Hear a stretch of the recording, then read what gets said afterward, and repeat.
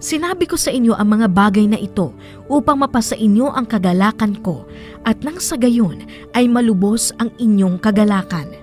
Ito ang aking utos. Magmahalan kayo gaya ng pagmamahal ko sa inyo.